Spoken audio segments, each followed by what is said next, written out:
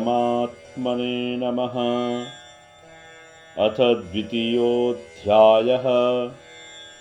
संजय उवाच तं तथा कृपयाविष्टमश्रुपूर्णाकुलेक्षणं विषीदन्तमिदं वाक्यमुवाच मधुसूदनः। श्रीभगवानुवाच कुतस्त्वाकश्मलमिदं विषमे समुपस्थितम् अनार्यजुष्टमश्वर्ग्यमकीर्तिकरमर्जुन। क्लैब्यमास्मगमः पार्थ नैतत्त्वय्युपपद्यते। क्षुद्रं हृदयदौर्बल्यं त्यक्त्वोत्तिष्ठ परन्तप। अर्जुन उवाच कथं भीष्ममहं संख्ये द्रोणं च मधुसूदन। इषुभिः प्रतियोत्स्यामि पूजार्हावरिसूदन। गुरून् हत्वा हि महानुभावान् श्रेयो भोक्तुं भैक्ष्यमपीह लोके। हत्वार्थकामांस्तगुरूनिहैव भुञ्जीय भोगान् रुधिरप्रदिग्धान्। न चैतद्विद्मः कतरन्नो गरीयो यद्वा जयेम यदि वा नो जयेयुः। यानेव हत्वा न जिजीविषाम स्तेव स्थितः प्रमुखे धार्तराष्ट्राः। कार्पण्यदोषोपहतः स्वभावः पृच्छामि त्वां धर्मसम्मूढचेताः।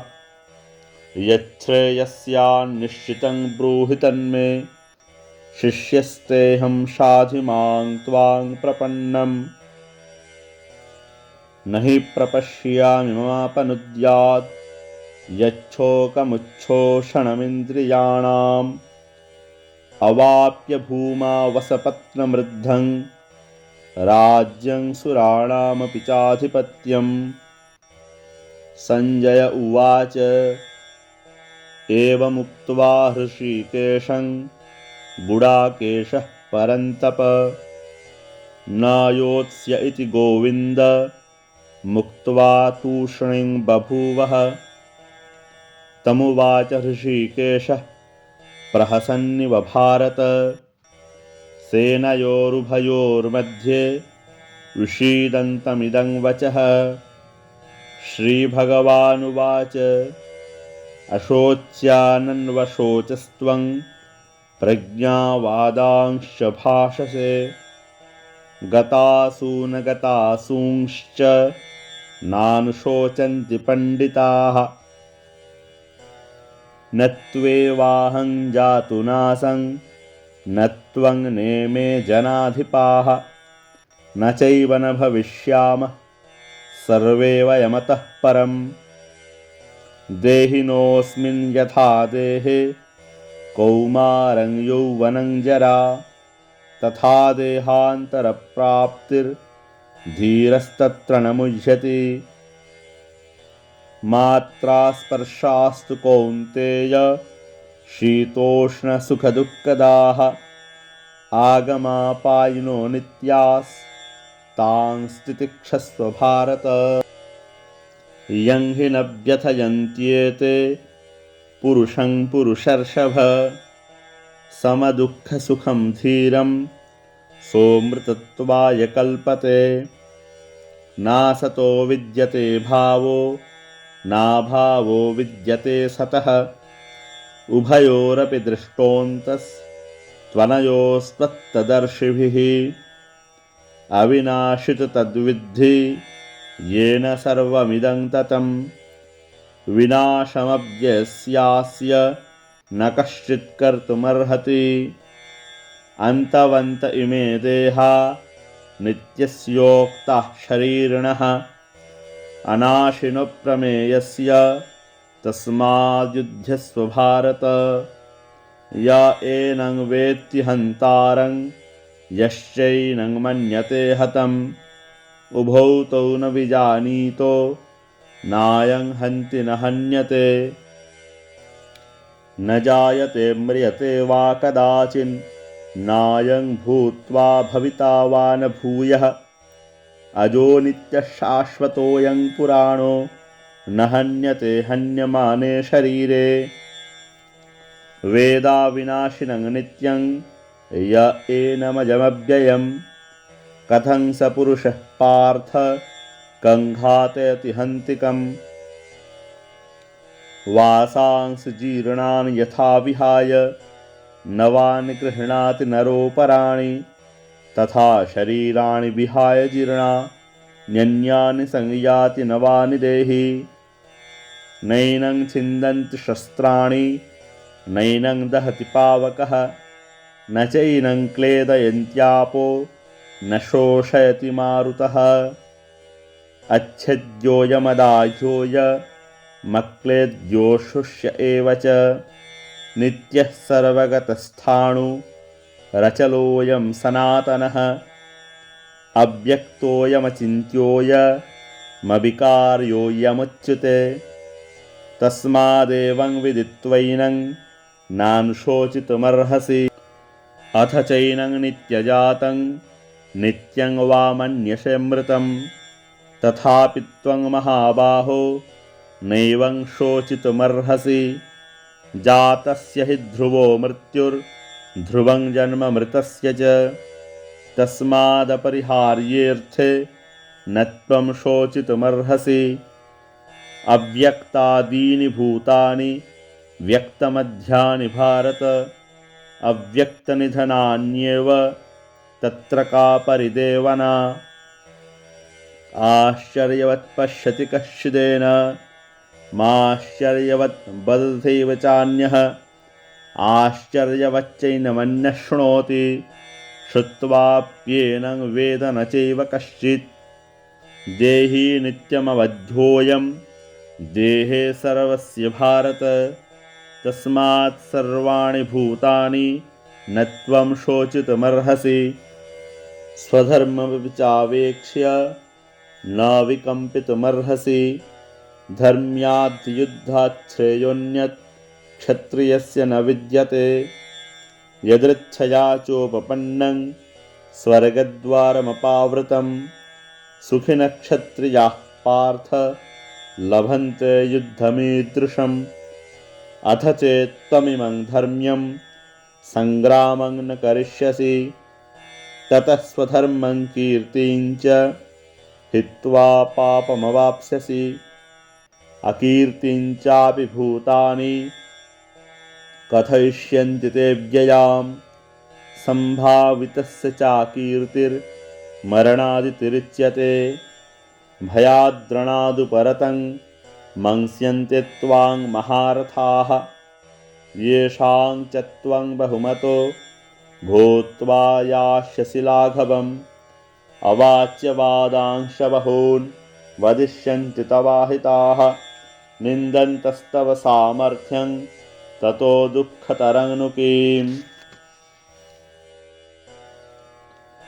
हतो वा प्राप्स्यसि स्वर्गं जित्वा वा भोक्ष्यसे महिं तस्मादुत्तिष्ठ कौन्तेय युद्धाय कृतनिश्चयः सुखदुःखे समे कृत्वा लाभालाभौ जयाजयौ ततो युद्धाय युज्यस्व नैवं पापमवाप्स्यसि एषा ते भीता सांख्ये बुद्धिर्योगे त्विमां शृणु बुद्ध्या युक्तया पार्थ कर्मबन्धं प्रहास्यसि नेहाभिक्रमनाशोऽस्ति प्रत्यवायो न विद्यते स्वल्पमप्यस्य धर्मस्य त्रायते महतो भयात् व्यवसायात्मिका बुद्धि रेकेह कुरु नन्दन बहुशाखाशनन्ताश्च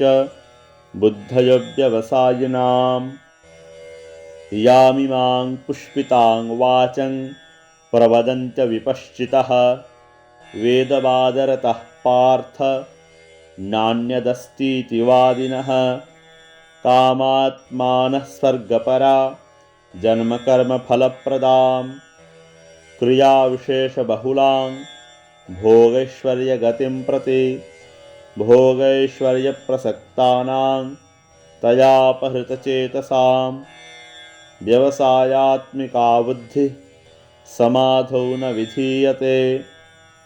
त्रैगुण्यविषया वेदा निस्त्रैगुण्यो भवार्जुन निर्द्वन्द्वो नित्यसत्त्वस्थो निर्योगक्षेम आत्मवान् यावानर्थ उदपाने सर्वतः सम्प्लुतोदके तावान् सर्वेषु वेदेषु ब्राह्मणस्य विजानता। कर्मण्येवाधिकारस्ते मा फलेषु कदाचन मा कर्मफलहेतुर्भूर्मा ते सङ्गोऽस्त्वकर्मणि योगस्थः कुरु कर्माणि सङ्गं त्यक्त्वा धनञ्जय सिद्ध्यसिद्ध्योः समो भूत्वा समत्वं योग उच्यते। दूरेण ह्यवरं कर्म बुद्धियोगात् धनञ्जय बुद्धौ शरणमन्विच्छ कृपणः फलहेतवः बुद्धियुक्तो जहातीह उभे सुकृतदुष्कृते तस्माद्योगाय युज्यस्व योगः कर्मसु कौशलं कर्मजं बुद्धियुक्ता हि फलं त्यक्त्वा मनीषिणः जन्मबन्धविनिर्मुक्ताः पदं गच्छन्त्यनामयम्। यदा ते मोहकलिलं बुद्धिर्व्यतितरिष्यति तदा गन्तासि निर्वेदं श्रोतव्यस्य श्रुतस्य च श्रुतिविप्रतिपन्ना ते यदा स्थास्यति निश्चला समाधावचला बुद्धिस्तदा योगमवाप्स्यसि। अर्जुन उवाच स्थितप्रज्ञस्य का भाषा समाधिस्थस्य केशव स्थितधिः किं प्रभाषेत किमासीत व्रजेत किम्।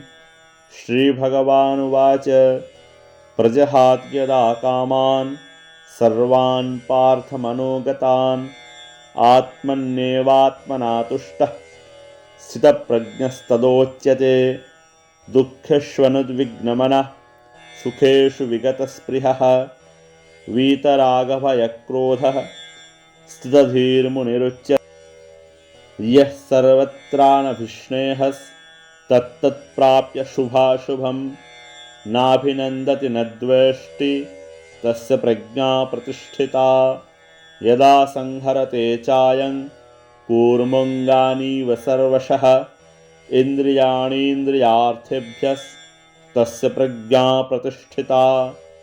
विषया विनिवर्तन्ते निराहारस्य देहिनः रसवर्जनरसोऽप्यस्य परं दृष्ट्वा निवर्तते। यततोऽपि कौन्तेय पुरुषस्य विपश्चितः इन्द्रियाणि प्रमाथीनि हरन्ति प्रशभं मनः तानि सर्वाणि संयम्य युक्त आसीत मत्परः।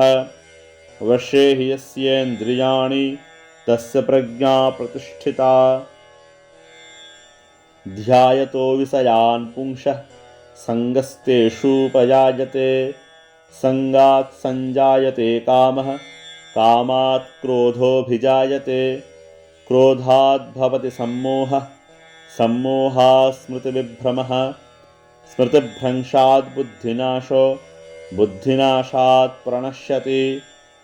रागद्वेषवयुक्तैस्तु विषयानिन्द्रियैश्चरन् आत्मवश्यैर्विधेयात्मा प्रसादमधिगच्छति।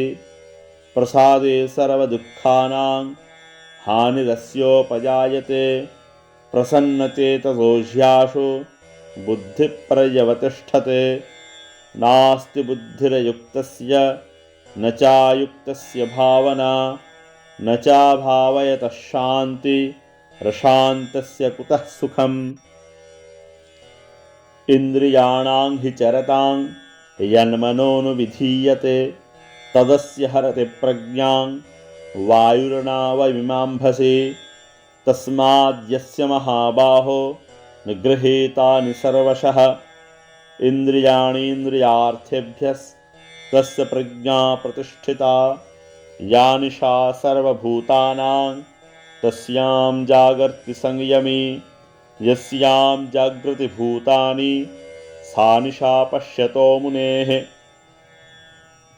आपूर्यमाणमचलप्रतिष्ठं समुद्रमापः प्रविशन्ति यद्वत् तद्वत् कामायं प्रविशन्ति सर्वे स शान्तिमाप्नोति न कामकामी। विहाय कामान् यः सर्वान् पुमांश्चरति निःस्पृहः निर्ममो निरहङ्कारः स शान्तिमधिगच्छति। एषा ब्राह्मी स्थितिः पार्थ नैनां प्राप्य विमुह्यति स्थित्वा स्यामन्तकालेऽपि ब्रह्मनिर्वाणमृच्छति। ॐ तत्सदिति श्रीमद्भगवद्गीतासु उपनिषत्सु ब्रह्मविद्यायां योगशास्त्रे श्रीकृष्णार्जुनसंवादे सांख्ययोगो नाम द्वितीयोऽध्यायः। श्रीकृष्णार्पणमस्तु। हरिः ओम्।